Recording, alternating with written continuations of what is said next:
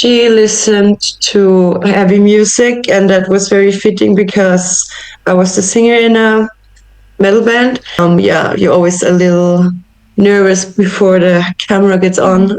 I wrote the lyrics myself and on the stage, and just a few people, and then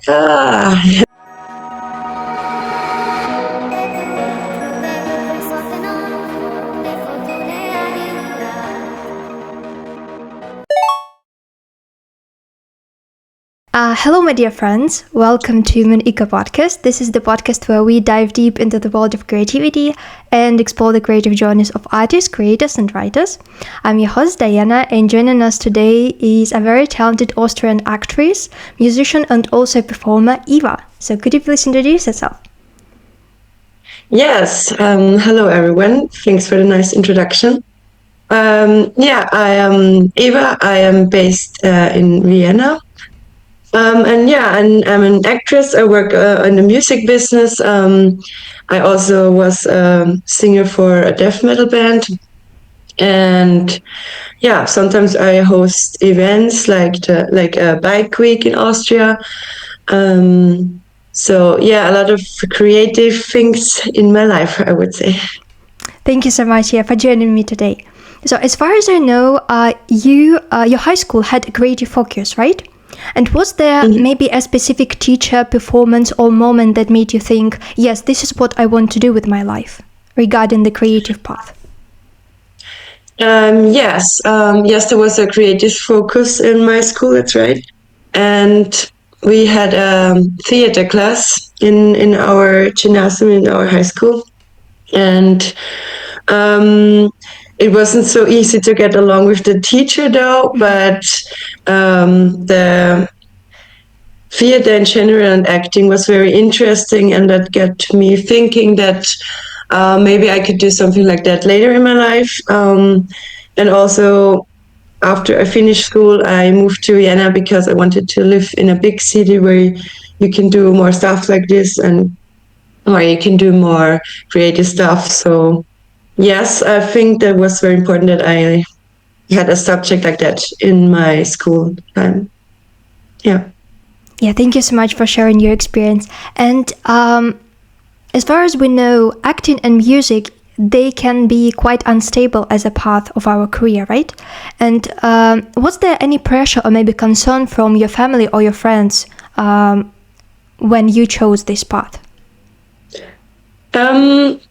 No, not really. I have to say my parents are quite open for everything and interested, so that was never a big deal. They were more like supportive. First, when I told them I was in a band, they were like, "Oh yeah, interesting." And when I wanted to study acting, it was more like they were really interested. But yeah, so that was never really an issue. No. That's great. I'm so happy to hear that you have supportive parents because a lot of the time it can be quite tough for creative people to pursue their career. And you also studied journalism, right? Alongside acting training. And how did learning about storytelling change your perspective regarding acting? Yes, I studied communication studies, and after that I did acting classes. But I would say the study didn't really change my perspective. I just learned new things while I studied there regarding working with media and something like that. And I did I don't know the English word, a practical at a radio station, for example. So the study gave me more like insight of other creative jobs you could do. That's so cool, because you combined these two different paths, and they in a sort of way helped each other, right? Yeah, that's right. That's so cool. And now let's talk about the film. I'm not sure how it's pronounced, Maria or... Yeah, that's correct. Right? Yeah. So about the film right. Maria, you played a leading role, right? And you also contributed your music to this film. And that's yeah, that's fascinating. I saw the casting online for this film, and I applied, and we had a casting in real person, which is pretty rare these days because you have to do a lot of online casting, e-casting. So I really like to do castings in person, and I think I can show better my skills then. I did the casting, and then shortly after a second casting, and then I got the role, and the figure I played, she listened to heavy music, and that was very fitting because I was the singer in a metal band, and then we decided, the team and I, that we could use my own music. So that was very nice for me to use both the music and the acting in one project. I never experienced that before, so that was really cool. The scene was that the role in the movie listened to loud music for the neighbors, and the music was from my band. So that was really an exciting time. I think of maybe doing it again. Let's see. I was in a band with 4 male members, and we get along very well. And I wrote the lyrics myself, and we had a lot of shows, and we also played festivals, and we recorded one very professional EP. That's still possible to find it on Spotify, but since the band doesn't exist anymore, there are not many listeners anymore. But when we were active, we had a really good time, and we also once had a really good offer for a tour, but unfortunately that didn't happen, and that was like, the beginning of the end, you could say, because then the motivation got lower and everything. But in general, being on stage and screaming and growling, what I did was very cool. And nowadays there are more female metal singers, but some years ago there weren't so many. So it was also kind of special still than doing that as a woman. I had also professional voice training back then, so that helps also when you have to when you get through your text, which you have to learn and everything. So briefing techniques help before getting into a scene, and also performance-wise, it helped me with, you have to be very confident on stage as a musician, and also you have to be quite confident in front of the camera when you filming, because you're always a little nervous before the camera gets on. I would say that's quite normal. So the confidence in that, I think, helped me.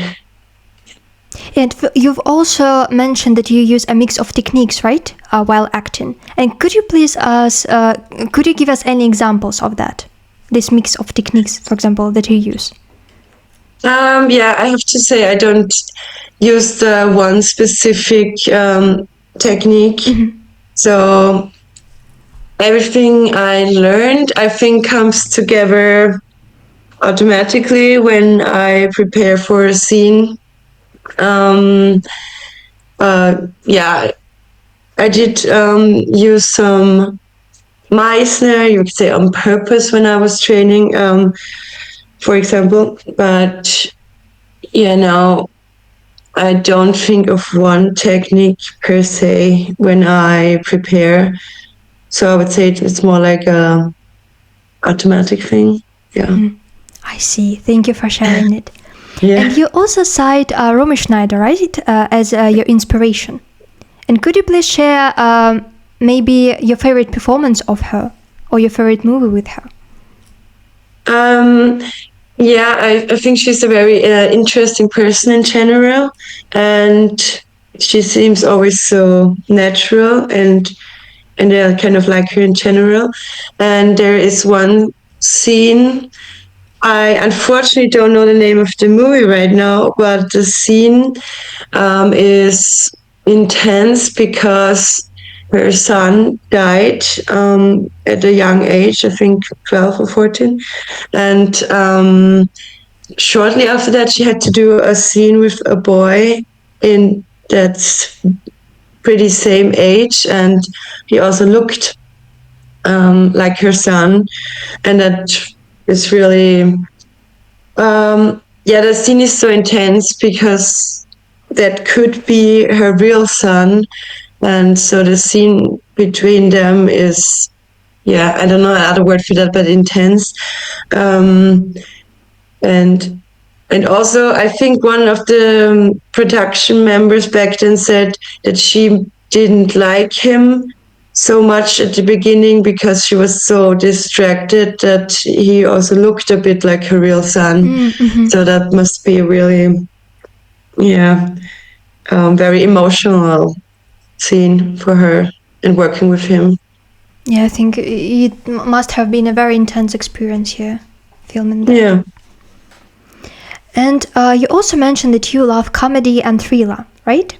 And how does your preparation differ, for example, when you are preparing for a comedy film and for a thriller film? Yeah, for comedy role, I think for me it's more difficult, because to be funny is not always easy when you play a certain role. So I try, or I think of other figures or roles which I think are funny. Especially the Austrian movies, there are a lot of funny movies, a lot of funny characters, and I try to get some influence from Austrian actors, movie scenes, which I thought is funny, and maybe I can get some influence from there.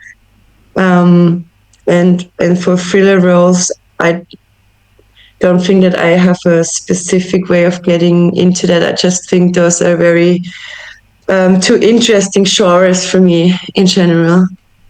Yeah, I've also heard that being funny, like, it's the most difficult thing because, for example, to make people cry, I've heard that it's easier than to make people laugh. Yeah, so. Yeah, I also heard about from comedians that it's like really the hardest job you can do. Yeah, that's right.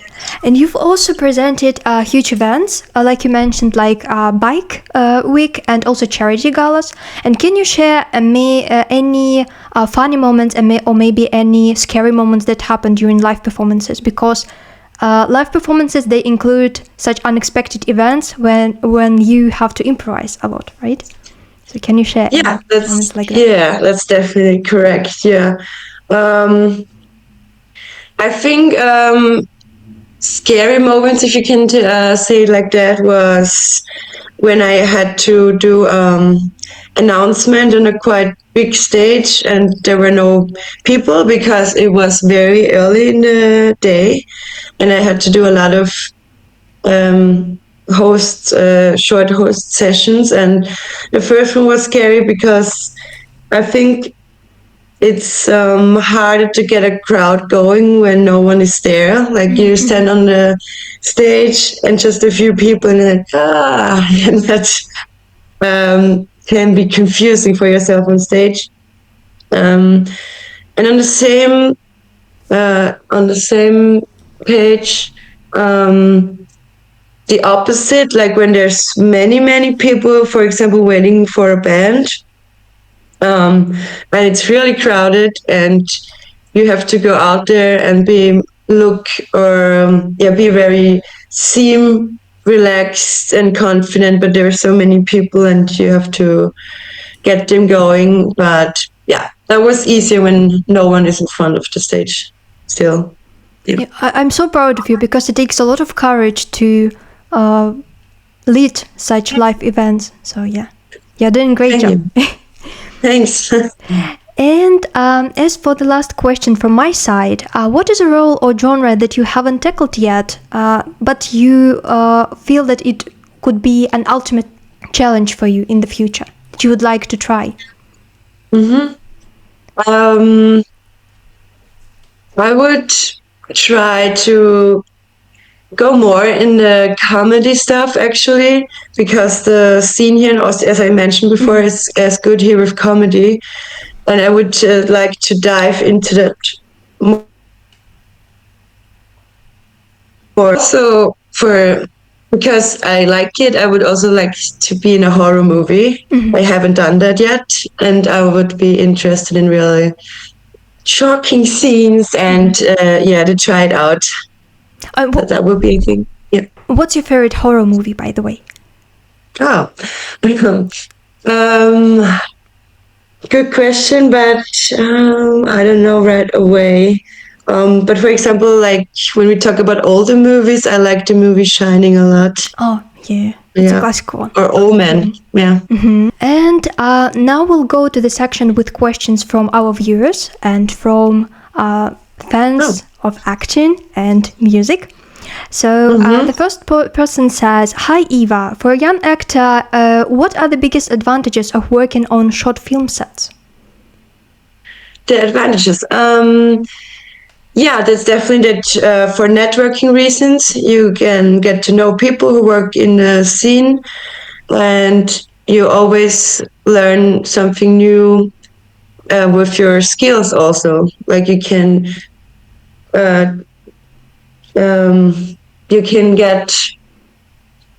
strengthen your skills, or like get deeper into acting and stay on it. Like you don't forget your goal that you want to be an actor. So you're always in the you don't lose your focus. Like that you want to be an actor. That's what I wanted to say. Yeah. That's great. As for the second question, it's connected with music. What's a death metal album that you think is a perfect 10 out of 10 masterpiece that everyone should listen to? I like the melodic death metal a lot. Children of Bodom is a band I could really recommend if you don't know it. The older albums like Hate Breeder is definitely very good. A masterpiece, right? Yeah. What is an Austrian word or phrase you love that you think doesn't translate well into English at all? That's a good question. There would be "Es geht sich schon aus." That's hard to translate because it's like you could use it in so many phases. It means like it could mean it will be okay, we'll be alright, but it also could mean like when you want to get out of a parking lot with your car, you can say it and you will get out there like, yeah, it will be okay, like there's enough space. So there's a lot of meaning to it. And for other people, also for people from Germany who speak the same language, but also for them it doesn't make so much sense because it's typically Austrian. Yeah. I see. And as for the last question here, if you could create a quirky character from scratch right now, what would their one defining habit or feature be? Oh, that's a good question also. I think there would be having a specific psychological issue. Like, for example, saying something, like whispering or a tick, like something not normal. So like the complexity of the character, something that is... no psychological issue, like something is not really okay with them. I see. Yeah, that would be interesting to play. Yeah. Right. And as for the last part of our podcast, we usually play a game called This or That. So I'll give you two variants, and you have to choose one of them quite quickly. So the first one is comedy or thriller. Comedy. Leading a short film or a featured role in a feature film. Featured role in a featured film. Performing in Austrian dialect or accent-free High German. In Austrian dialect. Learning an instrument for a role or faking it. Learning. I would like to improve my piano skills. I can play a little, but I like to be very good. It would be nice. That's cool. A scene that requires a scene that requires physical screaming or a scene that requires silent crying. Physical screaming. Lead singer or of a band or solo artist. Or what artist? A solo artist, like performing solo without any band. Oh no, in a band. In a band. Would you like to create maybe your own band in the future? Maybe. I thought about it, doing it again. Let's see. Yeah. Playing piano or playing electric guitar? Piano. Yeah. Staying true to yourself or adapting to fit a director's specific vision? A specific vision of the director. Is for breakfast a quiet coffee alone or a loud family brunch? A loud family brunch. Horror movie villain or rom-com hero? A horror movie villain. Late night shoots or early morning call times? Late night shoots. And before we wrap up, do you have any exciting announcements that you have about maybe any upcoming performances, your movies, or maybe events where you will perform that you would like to share with our listeners and viewers?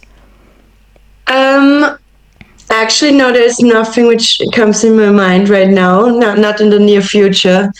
So, no, but maybe I can share something soon. See. Yeah, I'll leave all the links to your social media in the comments so people could stay updated here to all the news that you have. Yeah, and as for the final part, as you would you like to share anything in your native language to our listeners and viewers and to say something? Ja, danke fürs Zuhören. Ich hoffe, es hat euch gefallen. Ich hoffe, es war interessant und folgt mir gerne und vielleicht hören wir uns bald. Ja, danke schön. Das war wunderbar. Thank you. Thanks a lot. Yeah, and if you enjoyed today's episode, please consider subscribing and also liking this video and following both me and also Eva, our social media platforms. Yeah, and until then, keep exploring, keep creating, keep shining, and we hope to see you next time. Bye bye. Yeah, bye.